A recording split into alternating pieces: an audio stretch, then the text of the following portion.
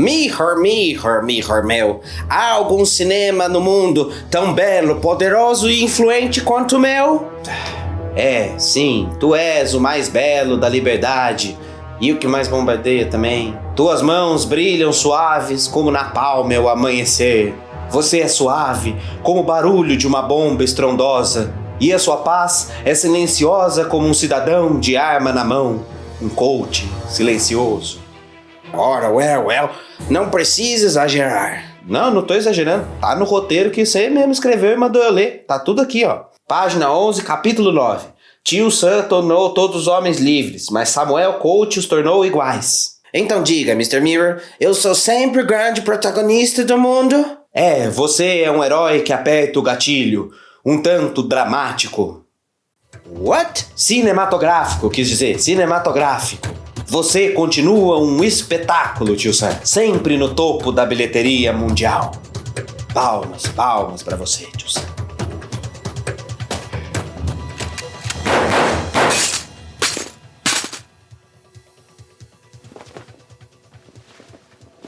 Opa, suave, tranquilo por aí.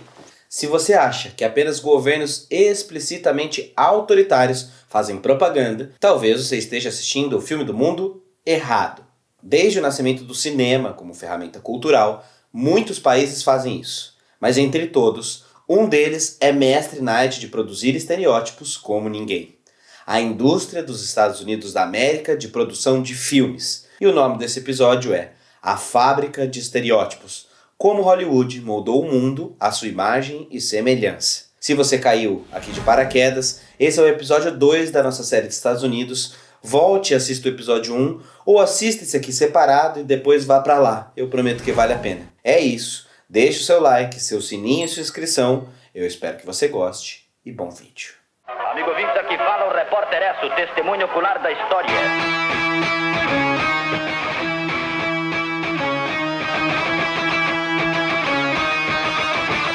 Como já começamos a ver no episódio 1, os Estados Unidos sempre souberam que a criação de inimigos é tão importante quanto a construção de heróis.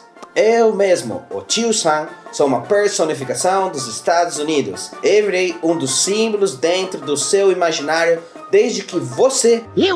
Pega ele! Era muito pequenininho. O Tio Sam é uma ilustração feita em 1812. Quando os Estados Unidos estavam participando da Guerra Anglo-Americana e precisavam de um símbolo que unisse toda a nação, como sempre. Conta a lenda então que os soldados, quando viam os caminhões de alimento escritos US, United States, chegando com as carnes de alimentação, olhavam para o caminhão e diziam: olha só, o Tio Sam, o Uncle Sam US estava chegando. Isso era referência a uma pessoa chamada Samuel Wilson, empresário que fornecia bife em barril para o exército. A piada então começou a se espalhar entre os soldados, mas essa ainda não era a rosta que eu ia ficar conhecido. Foi apenas em 1870 que o cartunista chamado Thomas Nast realizou o desenho do Tio Sam com uma homenagem ao Abraham Lincoln, um dos ex-presidentes e o pai fundador dos Estados Unidos. E eu fiquei com esta cara que você conhece até hoje. Esse Thomas Nast era tão importante que ele foi também conhecido como aquele que criou a imagem atual da Papai Noel, bem como a apresentação do burro como símbolo do Partido Democrata e também do elefante como símbolo do Partido Republicano. O cara era realmente fuck as hell, Enfim, foi assim então que eu fui retratado com cabelos brancos e a barbicha, além da cartola, usando essas roupas que parecem a bandeira dos Estados Unidos. Azul, vermelho e branco. Mas essa história vale um outro vídeo, a gente conversa em outro momento. Voltemos ao cinema. Vamos começar falando do filme O Nascimento de uma Nação, de 1915, por exemplo. Por muito tempo, esse filme foi o exemplo do norte-americano e glorificava a supremacia branca, demonizando os negros, colocando o governo dos Estados Unidos como forte marcador de unidade da nação. Esse filme foi o primeiro flerte de Hollywood com os militares. Sim, desde 1915, o governo percebeu que poderia patrocinar filmes. Pois é. Vamos então falar do modelo Leni Hansen de criação de identidades e estereótipos. Já ouviu falar nisso? É bem interessante, sente só. De acordo com o modelo, os Estados Unidos constroem sua imagem de superioridade moral e civilizacional por meio de 2 processos principais: ligação e diferenciação. Esse modelo não é apenas teórico, ele se materializa em narrativas culturais que legitimam ações políticas e militares do governo. É um modelo de triangulação: Estado, filme e público, sendo o filme o responsável por produzir no público aquilo que o Estado deseja. Valores como democracia, liberdade e compaixão são constantemente associados ao self americano, ao se sentir estadunidense. E para reafirmar esses valores, é preciso projetar num outro, os inimigos de um filme, a imagem de crueldade, de tirania, de opressão. É esse contraste que sustenta a lógica. Somos os bons porque eles são os maus. Hollywood, nesse contexto, funciona como um espelho das mensagens do governo no mundo. É um anestésico cultural para mascarar os interesses imperialistas dos Estados Unidos, transformando a destruição em heroísmo e entretenimento. É uma batalha pela construção do imaginário coletivo. Mas é claro, isso é feito com disputa e narrativas diversas. De um lado, filmes como Hearts of the World mesclam imagens reais de batalhas com narrativas melodramáticas, criando uma propaganda emocional pensada para mobilizar o apoio do povo aos Estados Unidos participarem da Primeira Guerra Mundial. Do outro lado, nesse mesmo ano de 1915, Charlie Chaplin lançou Shoulder Arms, uma resposta satírica a esse desejo pela guerra. No filme, ele desmonta a glorificação da guerra, com cenas de trincheiras alagadas, soldados enfrentando ratos e o absurdo cotidiano no fronte. Tudo retratado com humor ácido, que fala diretamente com as tropas. Essa foi uma das primeiras críticas de guerras feitas pelo cinema dentro do próprio cinema, um gesto de resistência estética, portanto. Lembre-se que estamos falando aqui de uma tecnologia nascida há pouco mais de 1 ou 2 décadas de existência e tudo era muito novo e já tão potente. No final dos anos 20, o gangster se torna o novo inimigo público número 1 dos Estados Unidos. Ele salta as páginas policiais direto para as telas, transformando-se numa obsessão cultural. Os filmes de gangster não só criam um gênero, eles extravasam os medos urbanos e transformam a violência em estética. A figura do bandido passa a ser psicologizada, se torna complexa, pensada de dentro para fora. E repara nas cenas que eu estou passando aqui enquanto eu falo tudo isso. Tenta imaginar o impacto disso no imaginário do público estadunidense da época. Porém, também nos anos 20, enquanto Hollywood se consolidava como uma indústria global, surgia um cinema que começava a provocar e ousar muito. Na transição dos filmes mudos para os filmes falados, o cinema passou a ganhar vozes, digamos, inesperadas.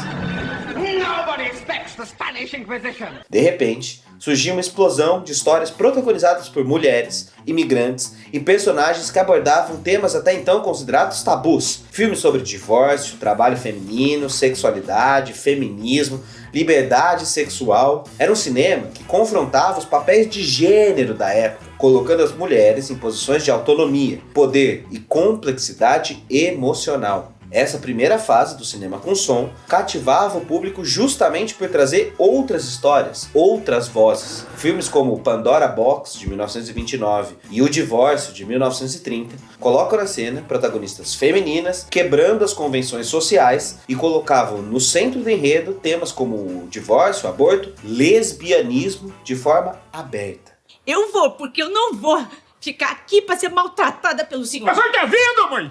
Ela responde! Essa desavergonhada responde, não tem vergonha na cara! Mas é claro que a história não vai ficar assim. Apesar de Hollywood ter criado um complexo industrial em torno desses filmes, isso provocou a ira de conservadores e setores religiosos que temiam, culturalmente, que os Estados Unidos estivessem quebrando as boas práticas do cidadão de bem. Setores religiosos começam a pressionar o governo para que os filmes fossem censurados. E toda aquela história que você já ouviu vivendo nos dias de hoje. Isso era chamado de a Legião da Decência, um grupo formado por católicos para pressionar e criar censura governamental a filmes. Então estúdios como a Paramount e a Warner Bros. Estavam enfrentando não só críticas públicas, mas também uma pressão maior do mercado e agora do governo americano para controlar os seus conteúdos. E para evitar que a censura viesse de cima e colocar em risco os lucros, os próprios estúdios resolveram se antecipar. Foi aí que entre 30 e 34 surgiu o famigerado Código Reis, ou, se você preferir, o famoso Código dos Não Pode do cinema americano. Usar Sim, um manual do que podia e do que não podia aparecer na tela. Esse código nasceu do medo do governo tomar de vez o controle da indústria cinematográfica. E eu digo de vez porque desde 1915 a Suprema Corte já tinha decidido que filmes não eram protegidos pela primeira emenda, a emenda da liberdade de expressão. Para a justiça americana, cinema não era discurso, era produto. Como todo produto, podia ser censurado. Foi nesse vácuo que Hollywood decidiu se autocensurar antes que alguém fizesse isso por ela. Sob a liderança de figuras religiosas como William Hays, que deu o nome a Código Hays, Joseph Green e o padre Daniel Lord, o código estabeleceu uma lista de regras para guiar a produção dos filmes. E os não pode eram longos e muitas vezes bizarros. Nada de adultério, nada de insinuação homoafetiva, nada de miscigenação e definitivamente nada de desafiar o clero ou criticar instituições religiosas. Na prática, isso significava filmes com personagens mulheres sempre puras e submissas, criminosos sempre punidos pelo governo e casais casados obrigados a dormir em camas separadas, com exatas 27 polegadas de distância entre elas. Porque, como todo mundo sabe, 26 polegadas aí é pura libertinagem. 27 tudo certo. Também não podia drogas, nudez, nem sugestão de nudez, cenas de parto, órgãos sexuais de criança, sim, precisaram escrever isso na lei, e claro, nada de escravidão de brancos, sim, de brancos, porque aparentemente escravidão de outras etnias, tudo certo. Era o bom e velho Destino Manifesto na forma do cinema. Lembra do episódio 1? Em 1917, por exemplo, em plena Primeira Guerra Mundial, eu ganhei este cartaz aqui. O tio Sam chamando você para a guerra, tirando o preso da parada como se eu fosse um pai de vocês. Eu dizia então nos cartazes, I want you for U.S. Army, encomendado pelas Forças Armadas dos Estados Unidos, como uma forma de romantizar o alistamento à guerra. Este pôster, claro, não é original como nada nos Estados Unidos. Ela foi inspirada no cartaz de Lord Kitchener, o cartaz do Reino Unido para chamar a guerra. E aí nós fizemos a nossa versão. A cultura poderia ser tão poderosa quanto qualquer exército. O objetivo era claro, valorizar a polícia, o exército e manter intacta a moral tradicional. Mas não era só por devoção religiosa, era estratégia de mercado. Ao seguir o código, os estúdios evitavam boicotes da Legião da Decência e apaziguavam os conservadores que ameaçavam banir os filmes por conta própria. Era um jeito de garantir que os filmes tivessem circulação nacional, sem a dor de cabeça de ter que passar por comissões estaduais e questionamentos do governo. E o código não parava por aí. Além dos não pode, existiam também os tome cuidado. Tipo, usar a bandeira americana pode, mas não pode usar demais a bandeira americana. Não pode mostrar técnicas de contrabando. Tome cuidado com cenas de brutalidade e até com beijos excessivos, principalmente se um dos envolvidos no beijo fosse um criminoso. E o mais curioso é que enquanto o Código Hays se apresentava como uma resposta à pressão moralista, ele era antes de tudo um mecanismo comercial. Embala direitinho, coloca um lacinho e exporta para o mundo. A lista completa dos absurdos do código é tão longa que eu fiz um vídeo extra só sobre ela no Instagram do Normose. Se você quiser assistir, segue a gente lá, que sempre tem conteúdo novo. Enfim, você já entendeu. Desde o começo, o cinema americano foi permeado por censura. Ou, como eles gostam de dizer, censura do complexo industrial de filmes. Complexo industrial, porque é gigante, é contraditório e ainda por cima abriga e faz filmes e produtos com críticas a si mesmo. Claro que o Código Hays teve gente tentando furar o código e produzir coisas a despeito deste código. Porque sejamos honestos, artista nunca foi exatamente conhecido por sua obediência passiva, não é? Então, mesmo com o código vigorando, os roteiristas, diretores e atores encontravam formas criativas de burlar as regras, jogando entre as entrelinhas, abusando do subtexto e fazendo o proibido, fazendo, enfim, arte. Pai, afasta de mim esse cálice. Hitchcock, por exemplo, virou mestre nisso. Como o código permitia no máximo 3 segundos de beijo, Hitchcock fez o seguinte: no filme Interlúdio, os beijos entre os personagens eram interrompidos por diálogos estratégicos, criando uma sequência de beijos longos, mas picotados. Tecnicamente, ele respeitava o limite, mas na prática, estava driblando a censura. Tinha também um certo voyeurismo institucionalizado, porque tudo passou a precisar ser codificado, sugerido, disfarçado. No filme Marrocos, de 1930, temos em cena o primeiro beijo lésbico do cinema falado. Mas essa cena era justificada narrativamente, porque a personagem tinha um arco no final de que se arrependia de ser lésbica e voltava a ser hétero. Então, tudo bem, tudo certo. Podia chocar desde que voltasse para o caminho correto no final.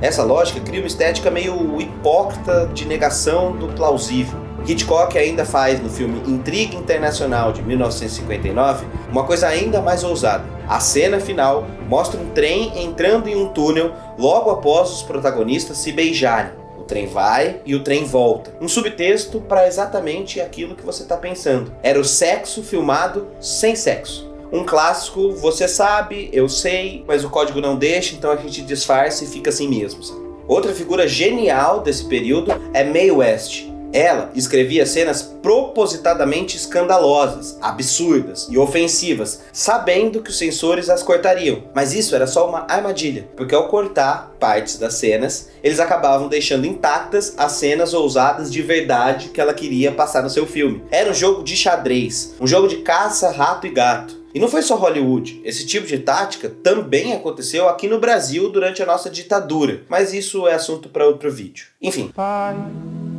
Mesmo assim, por mais que alguns artistas resistissem, a aplicação do Código Reis moldou profundamente o cinema americano. Complexidades narrativas eram limitadas, personagens ambíguos desapareciam. A profundidade ficava só no filme de resistência, no cinema marginal, no cinema sem financiamento, sem vitrine, sem Oscar. E esse é o ponto central do nosso primeiro ato. O código não era apenas uma questão de censura moral, ele era um instrumento de controle ideológico, um jeito de garantir que cada filme que saísse de Hollywood reforçasse a mesma narrativa de amor aos Estados Unidos, uma fábrica de heróis e vilões, onde cada personagem servia a um único propósito: construir o nós em detrimento ao outro, o mocinho e o inimigo, o herói e o bandido. Depois da Grande Depressão da década de 30, então, vixe, a coisa piorou muito mais e Hollywood se transformou num anestésico cultural para a recessão. O entretenimento virou estratégia para acalmar o povo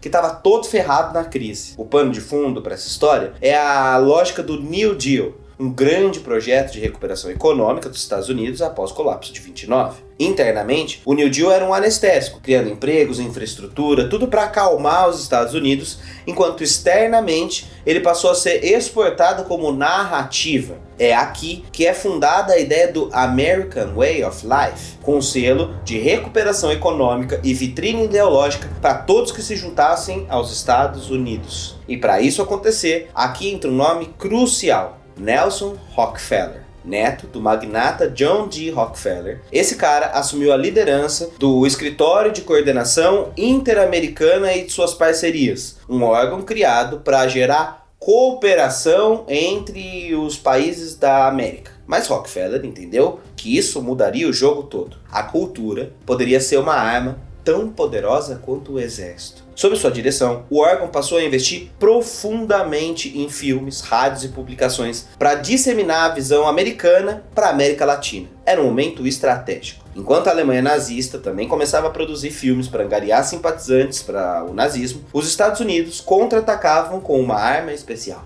Hollywood. Mas não se engane, o objetivo não era o grande público. O alvo era a elite norte-americana. Rockefeller acreditava que se conquistasse a elite da América do Sul, principalmente, ganharia o país todo. E a melhor forma de fazer isso? Estética. Fazer o que, segundo ele, era educar as elites latino-americanas para pensar como estadunidenses.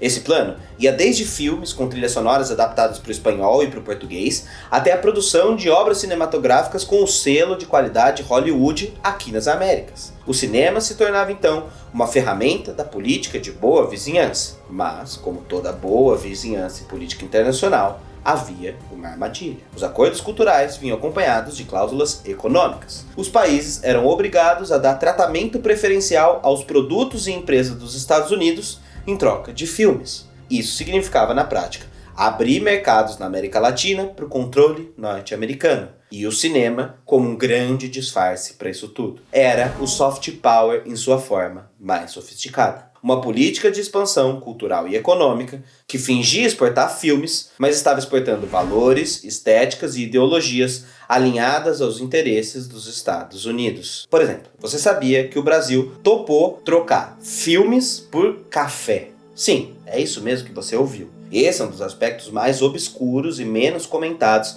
da relação entre o cinema e a política internacional com o nosso país. Filmes viraram moeda de troca. Esse acordo foi montado com base em interesses comerciais que pareciam vantajosos para os dois lados. O Brasil queria ampliar os seus mercados internacionais, principalmente o do café, enquanto os Estados Unidos buscavam consolidar sua presença econômica no país através do entretenimento. Então, de um lado, os brasileiros obtinham benefícios como a isenção de taxas alfandegárias para o café nos Estados Unidos, e do outro lado, os Estados Unidos garantiam a porta aberta para os seus produtos.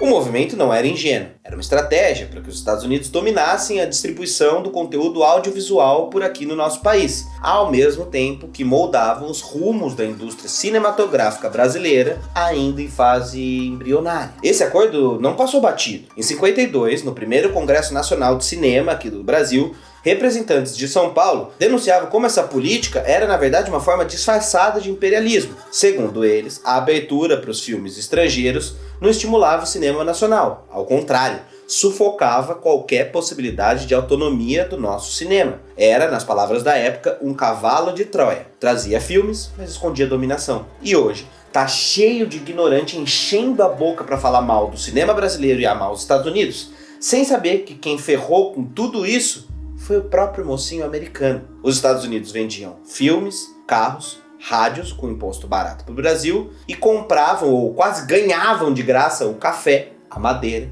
e os minérios. Não era comércio, era uma operação política disfarçada de parceria. Nelson Rockefeller foi essencial nesse momento. Você acha que está comprando um romance? Tá vendo uma lição patriótica. Você acha que é um documentário? Era um manual de como amar a pátria dos Estados Unidos. A gente teve aqui, por exemplo, o Repórter Esso. Amigo ouvinte, aqui fala o Repórter Esso, testemunho ocular da história. A Rádio de Hamburgo, depois de transmitir o Crepúsculo dos Deuses durante muitas horas, acaba de anunciar o Führer morreu.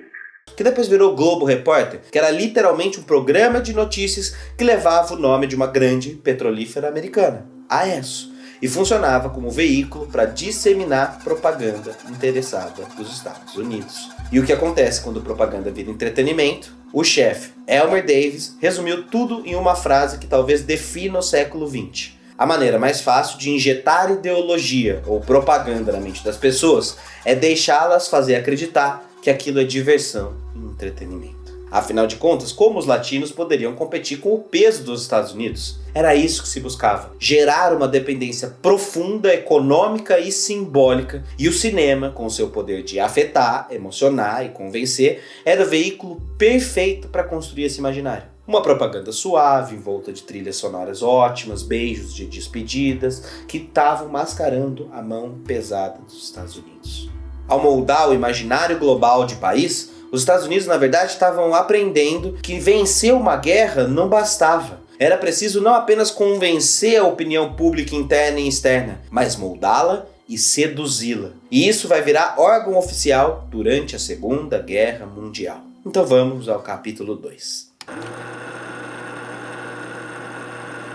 Imagine o seguinte, você está em 1940, Hitler está avançando, a Europa já está em ruínas e os Estados Unidos têm uma missão, salvar o mundo? Nope, era preciso preparar filmes para salvar o mundo antes de mandar soldados. Era preciso então enviar para a guerra roteiristas. Sim, roteiristas de guerra. Foi aqui que nasceu o Writers' War Board, WWB, ou o Comitê de Escritores de Guerra, que talvez tenha sido a maior máquina de propaganda já criada. Oficialmente privada, mas financiada pelo governo Roosevelt, o WWB agia como um intermediário. O governo queria algo escrito, o WWB encontrava quem escrevesse, e ninguém reclamava, afinal era pro bem maior, a pátria americana e o amor à primeira vista de Hollywood, que oferecia o que os militares não tinham, a habilidade de contar histórias, emocionar multidões e moldar mentes e corações. Só que havia um probleminha. Na Primeira Guerra Mundial, a propaganda muito explícita dos Estados Unidos pegou mal.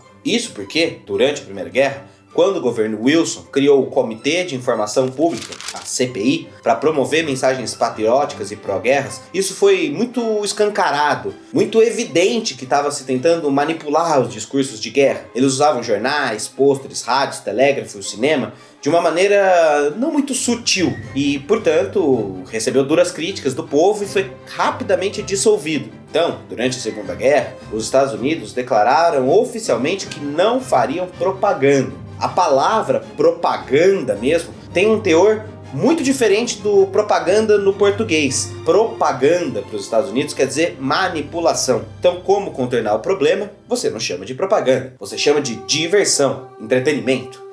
That is America's ass.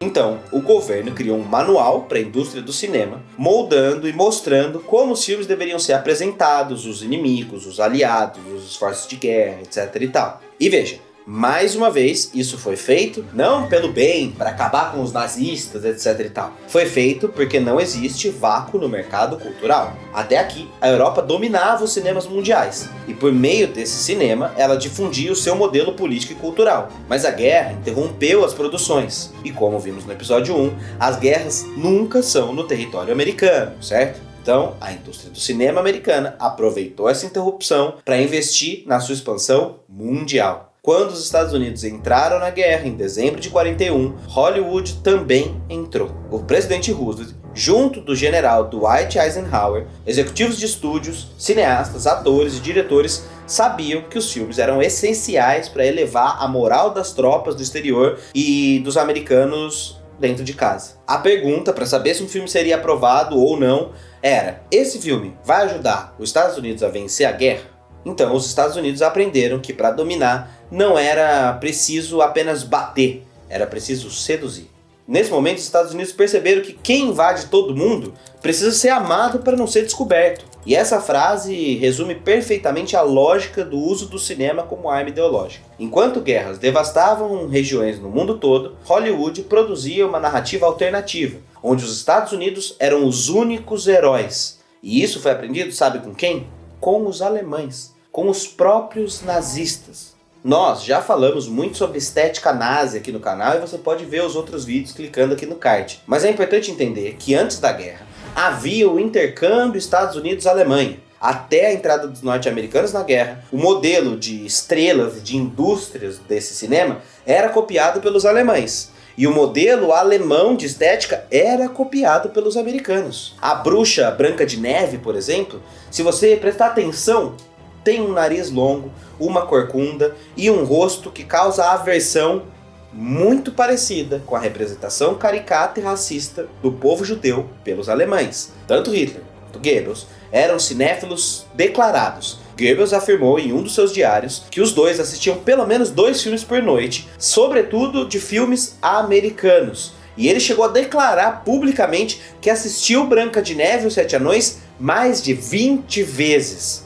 Em seu primeiro discurso à comunidade cinematográfica, Goebbels fazia declarações públicas de que a Alemanha deveria seguir a estética americana para produzir a estética nazi. E com isso, filmes nojentos como O Judeu Eterno, uma apologia do racismo antissemitas, que tinha imagens reais filmadas no gueto de Varsóvia, na Polônia ocupada pelas tropas alemãs, saíam nos cinemas para moldar esse imaginário de judeu, que comparava judeus a ratos e estimulava o ódio antissemita, sabe? Só que se na Alemanha a propaganda era sem disfarce, e filmes, por exemplo, como de Leni Riefenstahl não escondiam o desejo de glorificar o regime, nos Estados Unidos a coisa era um pouco mais disfarçada, glorificando os valores do liberalismo americano e censurando temas políticos, como, por exemplo, retratar nazistas negativamente até o início da década de 30. Foi criado também o Escritório de Informação de Guerra, o Office War Information, ou OWI, que realizava vários tipos de projeto de propaganda e revisava todos os filmes. Entre 42 e 45, foram 1.600 filmes analisados pelo governo. E se não representasse os Estados Unidos como único herói, o filme era proibido. Esse é o tal poder das imagens. Cinema política nos governos Hitler e Franklin Delano Roosevelt. Livro excelente do Wagner Pinheiro Pereira, que eu ganhei de uma amiga, e ela disse que era pra eu fazer um vídeo, isso faz mais de 2 anos, mas tá aqui ó, tá feito. Obrigado pelo presente, viu, Adler? Tá aqui ó. Segundo o autor, as imagens do cinema não eram apenas ilustrações da propaganda de guerra e do discurso americano e nazista. Elas eram o próprio discurso, porque mobilizavam contextos estratégicos, campanhas, mobilizavam o povo para agir de acordo com a guerra. O cinema, nesse sentido, passa a ser a forma mais eficaz de propaganda, porque não atua apenas na racionalidade, mas entra na emoção, no afeto, no mito, pela e através da estética.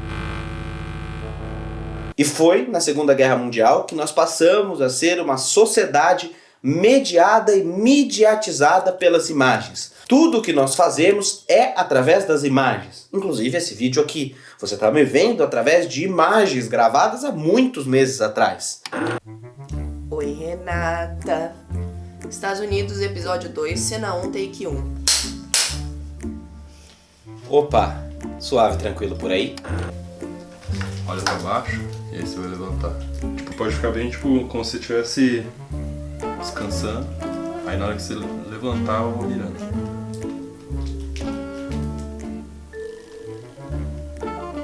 Vamos inverter agora.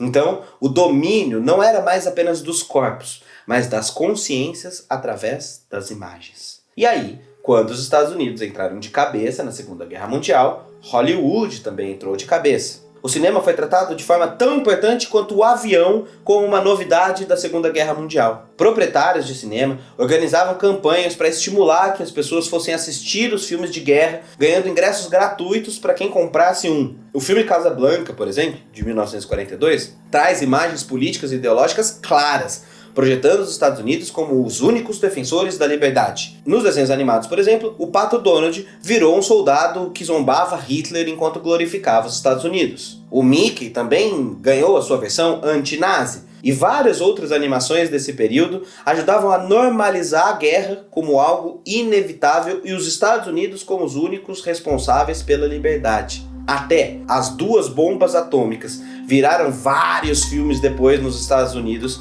para gerar essa ideia de que elas foram necessárias. Mesmo o Japão estando com uma população 100% rendida. E os Estados Unidos tenham jogado a bomba só para mostrar o poderio militar. Não importa. O que o cinema mostrava é que os Estados Unidos tinham direito de fazer isso. Hollywood não venceu a guerra sozinha, mas moldou como ela é lembrada até hoje. Quando os soldados voltaram para casa, o mundo já tinha assistido o filme da vitória. E quem desenhou o filme da vitória? Hollywood. Se quem conta a história é o vencedor, Hollywood é quem escreveu o roteiro, produziu, distribuiu e ainda criou um prêmio chamado Oscar para congratular a si mesmo sobre tudo aquilo que ele tinha feito. A partir da Segunda Guerra Mundial, de fato, os Estados Unidos passam a ter um complexo militar industrial de entretenimento. É isso que o cinema americano representa. Quer usar tanques, aviões, bases militares em seu filme? Sem problemas, desde que o roteiro passe pela aprovação de um órgão do governo. E se passar, o governo até te empresta tanque de guerra. Liberdade que fala, não é? E agora, nós temos um dilema. Porque assim, contra nazi, beleza. É muito fácil de entender quanto realmente é necessário mostrar ao mundo a desgraça que são os nazistas e todo o terror de guerra. É fácil entender por que um combate ao nazismo precisa ser tão explícito e tão forte.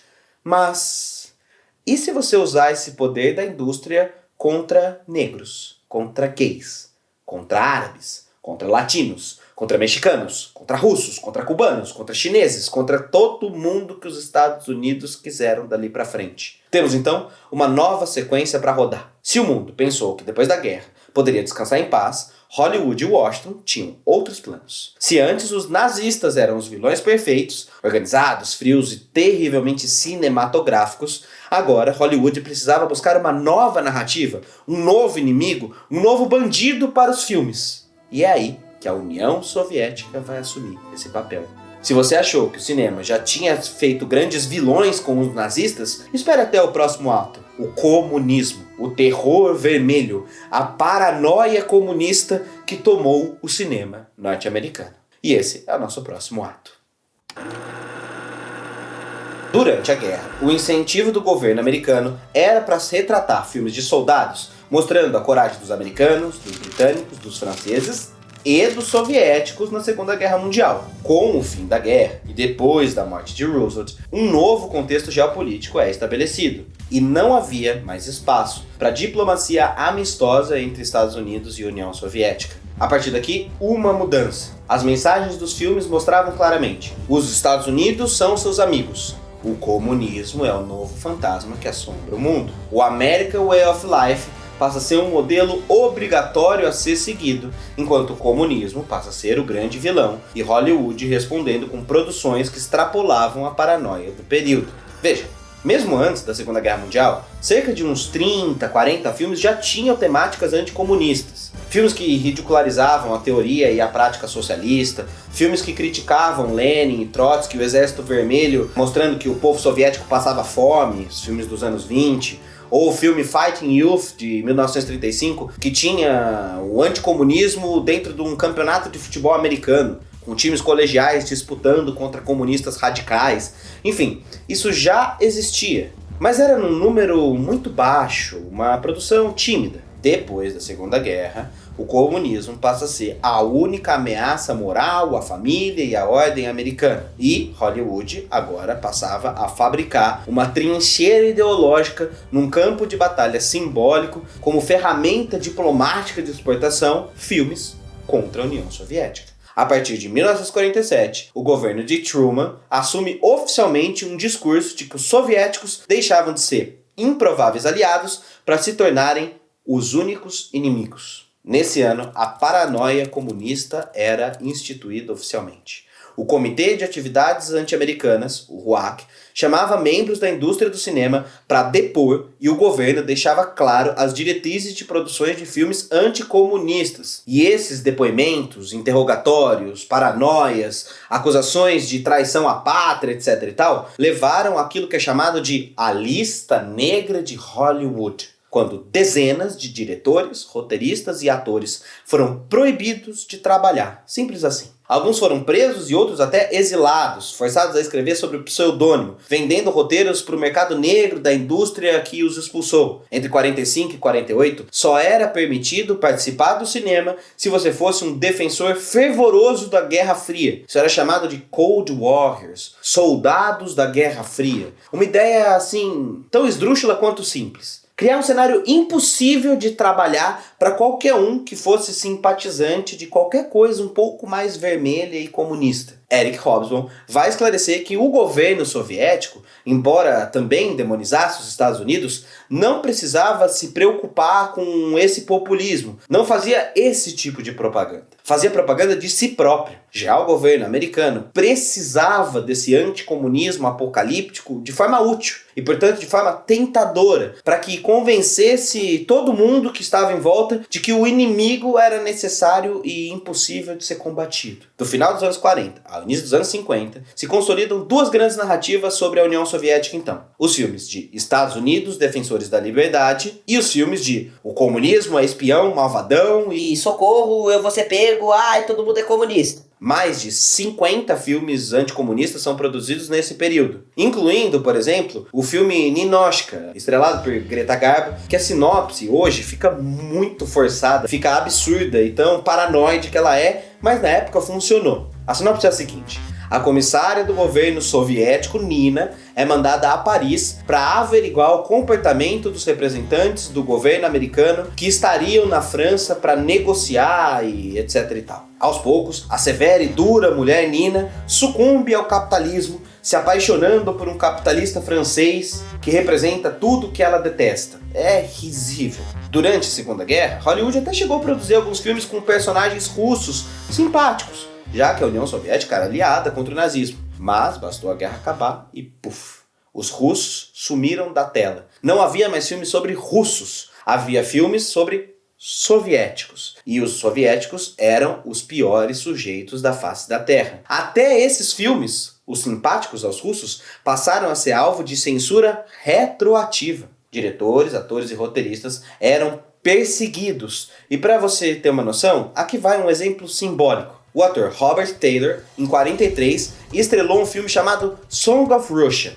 um filme pró-soviético. 6 anos depois, esse mesmo ator estrelou um filme chamado Conspirator, um filme anticomunista ferrenho, porque era a única forma de se manter trabalhando em Hollywood. O medo, a vigilância e o moralismo moldaram as carreiras e narrativas do cinema dessa época. O espírito do macartismo agia fortemente nas imagens. Na lista negra de Hollywood, conhecida como a caça às bruxas dos tempos modernos, além dos atores serem estimulados a delatar os seus colegas de profissão, eles eram obrigados a provar o seu americanismo. Todos aqueles que eram tidos como suspeitos eram levados para depor no governo e só eram liberados se jurassem a bandeira americana e o amor ao país. Não tinha, assim, claro, nenhuma lista propriamente dita, literalmente escrita, mas os chefes dos estúdios obtinham informações do próprio governo e a partir disso passavam a boicotar todos aqueles que fossem lidos como vermelhos. Essa lista primeiro tinha apenas 10 nomes, depois 20 nomes, depois 150 nomes. E aí depois a coisa foi se perdendo com mais de 300 ou 400 nomes de pessoas que eram comunistas e perdiam os seus empregos por terem a posição que elas tinham na indústria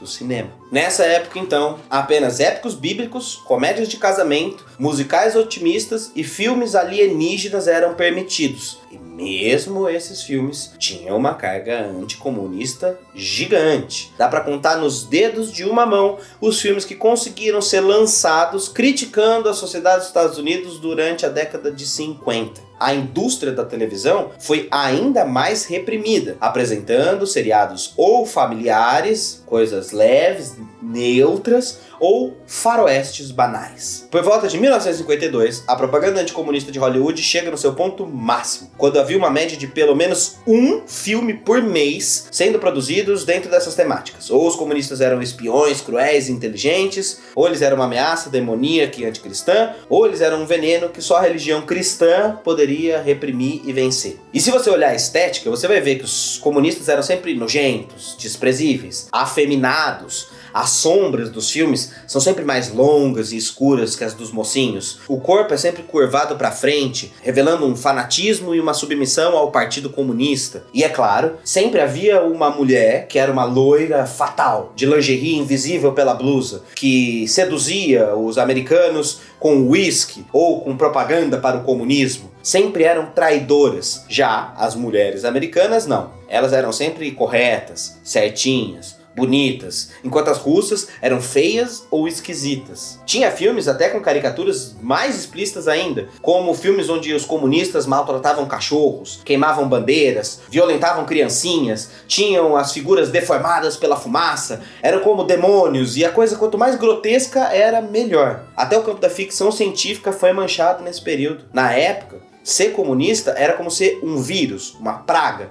uma lavagem cerebral. E a ficção científica retratou filmes como Invasão Alienígena, Controle Mental, Zumbi. Tudo isso era uma grande metáfora para comunismo. Invasão alienígena era a invasão de soviéticos. Controle mental era o que o Partido Comunista fazia.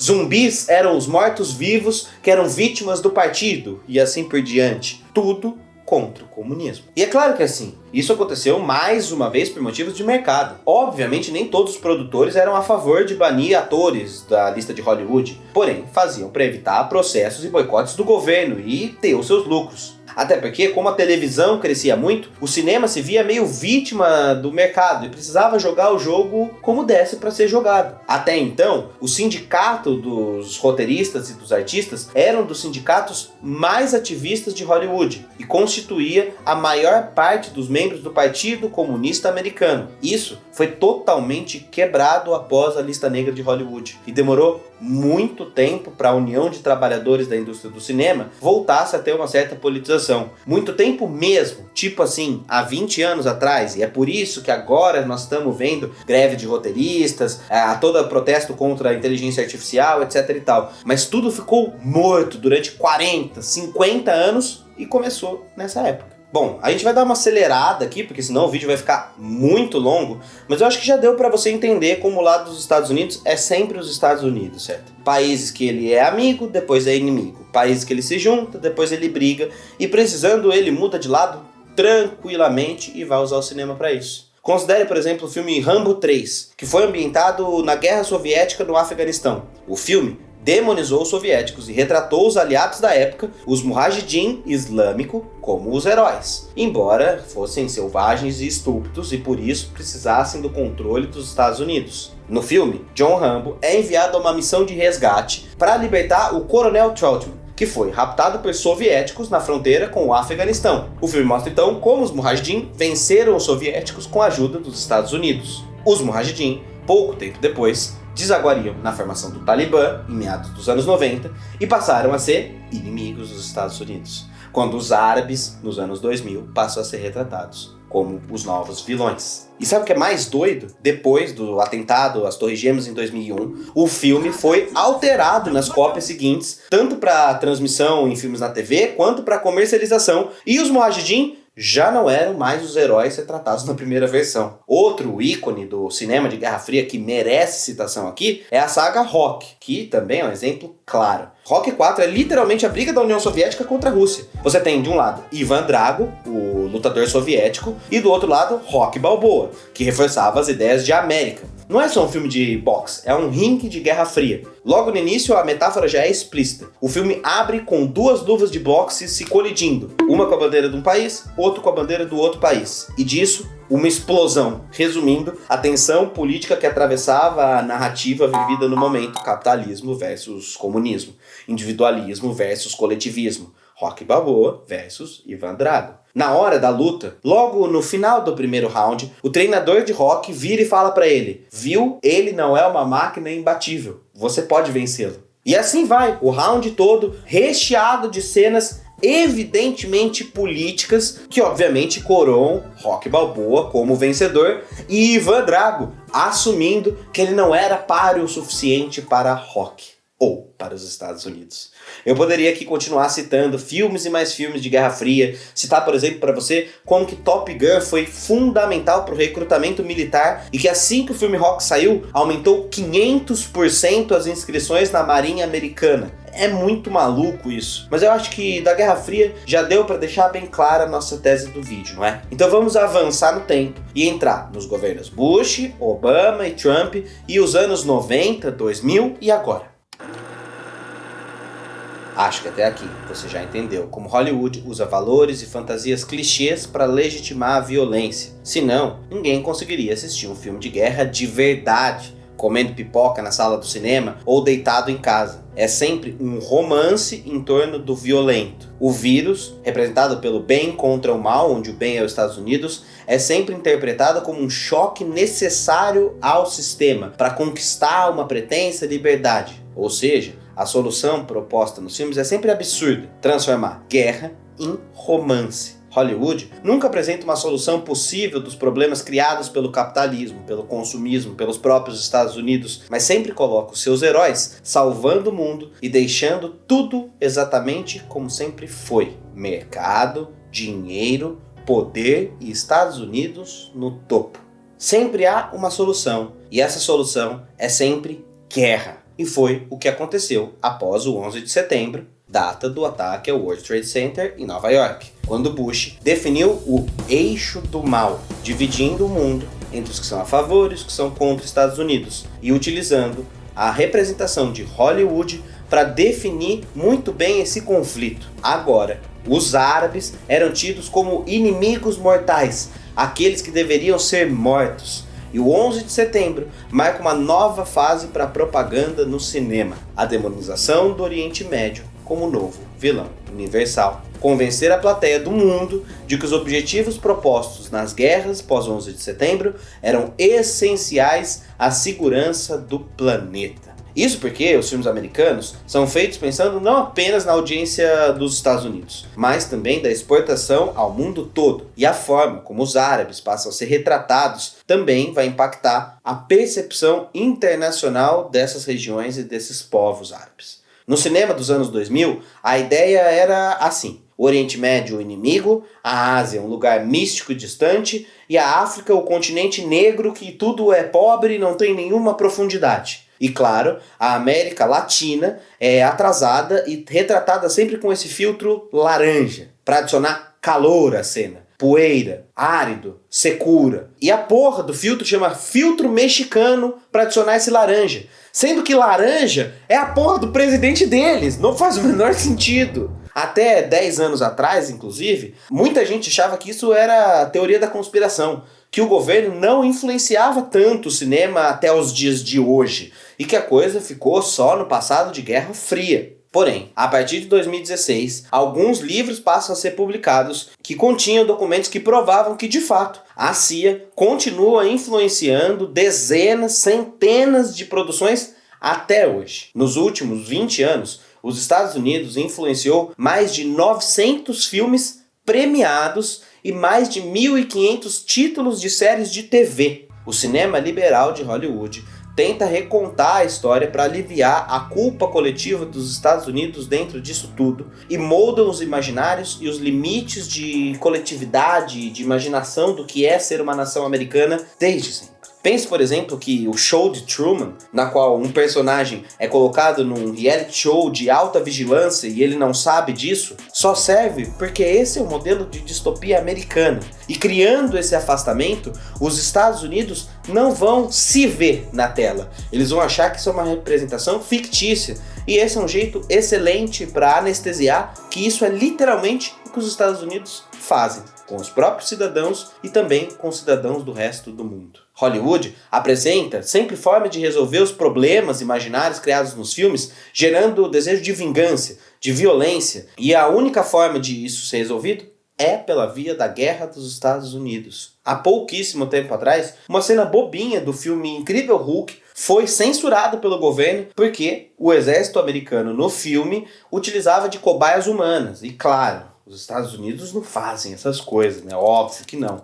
E assim, você pode até argumentar, e tem uma certa parcela de verdade, que a coisa melhorou em termos de diversidade racial, de representação de outros estrangeiros, ou de inimigos estrangeiros e tudo mais. Mas ainda assim, todas essas representações só são possíveis dentro de uma lógica de mercado e de apropriação, de transformar a luta de minorias em produto. A Disney, enquanto faz princesas que os nerdolas adoram reclamar que é woke, que o mundo acabou, etc e tal, está financiando Israel. O Estado de Israel ganhou 2 milhões de dólares da Disney depois do 12 de outubro, quando a questão Palestina-Israel voltou a ser muito violenta. E a Disney patrocinou apenas o Estado de Israel. Nenhum investimento para a Palestina. Mas se depois de tudo isso que a gente viu nesse episódio, você acha que uma princesa de outra cor, ou uma sereia que nem existe mudando a história, são o suficiente para dizer que existe agora uma mensagem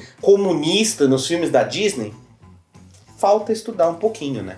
E veja como a coisa é complexa. Mesmo os filmes que criticam os Estados Unidos são produtos patrocinados pelos Estados Unidos para fazer críticas ao establishment dentro do próprio establishment. Por exemplo, filmes como Transformers, 007, Iron Man, todos eles foram patrocinados pelo Pentágono, mas tinham uma ideia meio que assim, já que vão criticar, que seja sob a nossa supervisão. Ou, como diria um dos fundadores, Thomas Jefferson, o preço da liberdade é a eterna vigilância. Ou seja, se existe algum tipo de apropriação da luta das minorias para transformar em produto, isso não é woke, mas é mercado. Capitalismo woke. Só que a gente já tem um episódio inteiro para falar de capitalismo woke e você pode ver depois disso aqui. Mas veja, outros países do mundo, como a França, por exemplo, também adotam essas políticas de indústria cultural e de passar mensagens de soft power através dos seus filmes. A Lei Toubon, na França, exige uma porcentagem mínima de músicas tocadas nas rádios francesas que sejam em francês, para diminuir a hegemonia cultural dos Estados Unidos. E não é à toa que a França é o terceiro maior exército do mundo, faz fronteira com literalmente 90% dos países do mundo, inclusive com o Brasil, mas se você perguntar por aí o que é França, nós vamos responder Torre Eiffel, Labour, Croquette, Croissant e assim por diante. A França tem um soft power poderosíssimo, mas a gente poderia falar dele em um outro episódio. O que você acha? Comenta aqui. Quem sabe isso não vire também um novo capítulo. Mas agora, para finalizar esse vídeo, uma coisa é importante para você ter em mente. Os Estados Unidos têm mais que os outros. Tem mais é que se fuder. Não. A propaganda é sempre óbvia, olhada em retrospectiva. Hoje, olhar para os pôsteres, filmes e desenhos animados da Segunda Guerra Mundial e da Guerra Fria é muito fácil e claro de identificar o que está acontecendo, porque estamos olhando do presente para o passado. Até se você olhar para o governo Bush, o que foi feito com os árabes, a caricatura é quase um pouco brega. Porém, a dificuldade está em olhar no presente. Quais são as propagandas de hoje que a maioria das pessoas não percebe? O que os Estados Unidos vendem para brasileirinho que sonha em morar em Miami Beach, que o brasileiro não consegue identificar como propaganda e acha que é natural? Como é que você acha que um sujeito como Elon Musk é tido como o herói? Propaganda. A propaganda continua até hoje. E eu digo mais, os Estados Unidos vão investir ainda mais forte nesse momento, porque estamos vivendo literalmente o fim do Império Americano. Os Estados Unidos estão muito mais frágeis do que parece. A fragilidade econômica dos Estados Unidos nunca alcançou esse nível de patamar. Uma dívida de 37 trilhões de dólares. O único país que consegue fazer esse tipo de dívida, porque é ele quem é a balança do mundo por causa do dólar. E aí, é claro, o que você acha que vai acontecer? Propaganda contra um inimigo. Quem é o inimigo agora? O chinês, a China e o brasileiro reproduzindo ódio à China, sem pensar no que isso significa. Mas para mim, esse tipo de propaganda só significa desespero. Os Estados Unidos já estão ruindo. Os Estados Unidos estão no momento do fim. E é esse o fim também da nossa série.